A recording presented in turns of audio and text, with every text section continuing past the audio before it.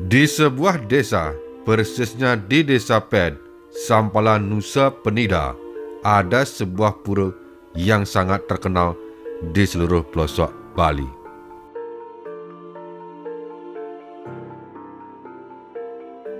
Pura Penataran Agung Ped, nama tempat suci itu, berada sekitar 50 meter sebelah selatan bibir pantai lautan Selat Nusa.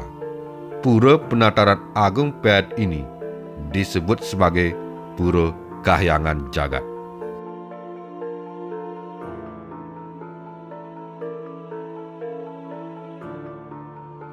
Terkait pura ini, kali ini Info Dewata akan mengulas sejarah Pura Dalam Ped. Namun, sebelum lanjut, yuk subscribe dulu semeton untuk mendapatkan sejarah-sejarah menarik lainnya.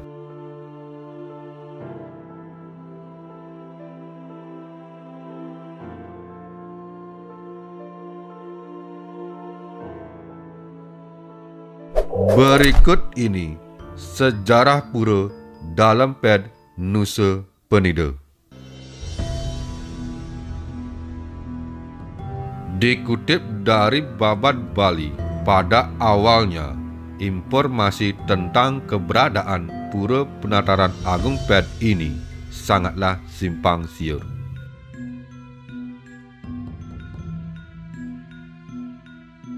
Sumber-sumber informasi tentang sejarah pura ini sangat minim, sehingga menimbulkan perdebatan yang lama. Kelompok pada saat itu, Puri Klungkung, Puri Gelgel, dan Mangku Rumuja, Mangku Lingsir menyebutkan pura itu bernama Pura Penataran Ped. Sementara itu, khususnya para Balian di Bali menyebut dengan Pura Dalam Ped. Seorang penekun spiritual dan penulis buku asal Desa Sastra Klungkung, Dewa Ketut Somo, dalam tulisannya tentang selayang pandang Pura Ped beranggapan bahwa kedua sebutan dari dua versi yang berbeda itu benar adanya.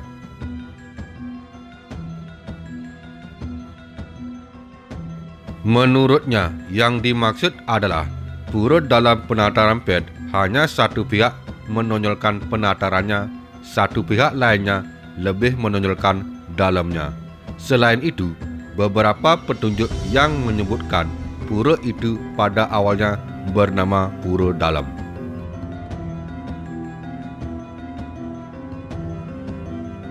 Dalam buku Sejarah Nusa dan Sejarah Pura Dalam Ped yang ditulis oleh Dr. Andes Wayan Putra Prata menyebutkan Pura Dalam Ped awalnya bernama Pura Dalam Nusa.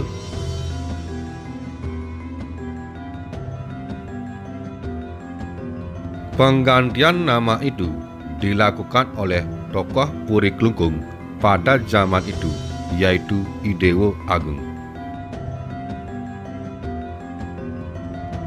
Penggantian nama itu setelah ide Pedanda Abian Semal bersama pepatih dan pengikutnya secara beriringan atau mepet datang ke Nusa dengan maksud menyaksikan langsung kebenaran informasi atas keberadaan tiga tapal yang sakti di Pura Dalam Nusa.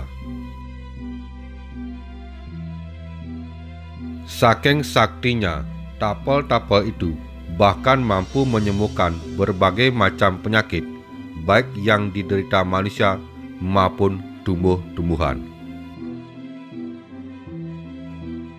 Sebelumnya, ide Pedanda Abian Semal juga sempat kehilangan 3 buah tapal. Ternyata, begitu menyaksikan 3 tapal yang ada di Pura Dalam Nusa, itu adalah 3 tapal yang sempat menghilang dari kediamannya. Namun, ide Pedanda tidak mengambil kembali tapal-tapal itu, dengan catatan warga Nusa menjaga dengan baik dan secara terus-menerus melakukan upacara-upacara sebagaimana mestinya. Kesaktian 3 tapal itu bukan saja masuk ke telinga Ide Pedanda, tetapi ke seluruh pelosok Bali, termasuk warga Subak Sampalan yang pada saat itu menghadapi serangan hama tanaman seperti tikus, walang sangit, dan lainnya. Ketika mendengar kesaktian 3 tapal itu, seorang kelian Subak diutus untuk menyaksikan tapal tersebut di pura dalam Nusa. Sesampainya di sana, kelian Subak memohon anugerah agar Subak Sampalan terhindar dari berbagai penyakit yang menyerang tanaman mereka.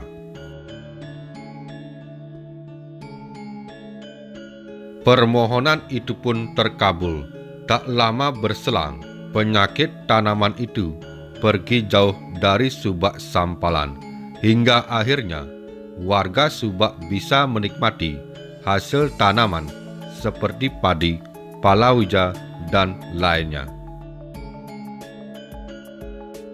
Sesuai kaulnya, warga kemudian menggelar upacara meped. Langkah itu diikuti oleh subak-subak lain yang ada di sekitar Sampalan.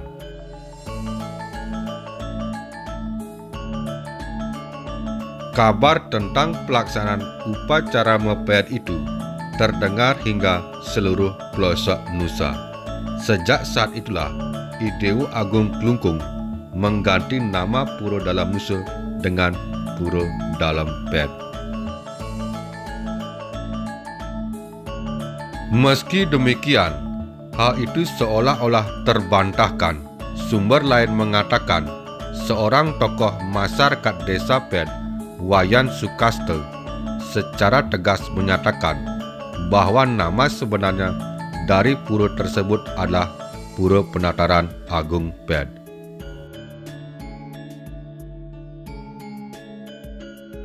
Terbukti dari kepercayaan warga-warga sekitar saat ini, walaupun ada menyebutkan pura itu dengan sebutan Pura Dalam, yang dimaksud bukanlah Pura Dalam yang merupakan bagian dari Trikayangan, yaitu Puseh, Dalam, dan Balai Agung.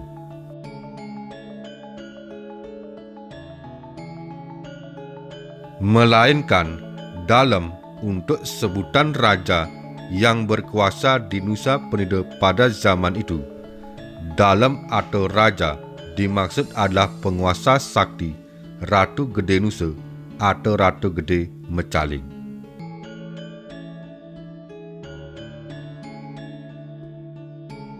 Ada 5 lokasi pura yang bersatu pada areal Pura Penataran Agung Ped ini, yakni Pura Segara sebagai tempat bersetaranya Batara Baruna yang terletak di bagian paling utara. Beberapa meter ke selatan ada Pura Taman yang berfungsi sebagai tempat penyucian. Mengarah ke baratnya lagi ada Pura Utama, yakni Penataran Ratu Gede Mecaling sebagai simbol kesaktian penguasa Nusa pada zamannya. Di sebelah timurnya ada lagi Paleban Ratu Mas. Yang terakhir, di Jawa Tengah ada Balai Agung yang merupakan linggih Batara-Batara pada waktu Musabu. Seluruh bangunan yang ada di Pura Penataran Agung Ped ini sudah mengalami perbaikan atau pemugaran.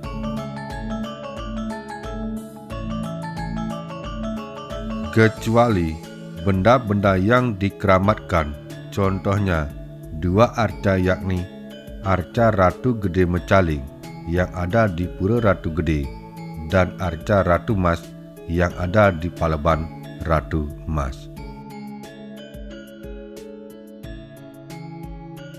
Kedua arca itu tidak ada yang berani menyentuhnya.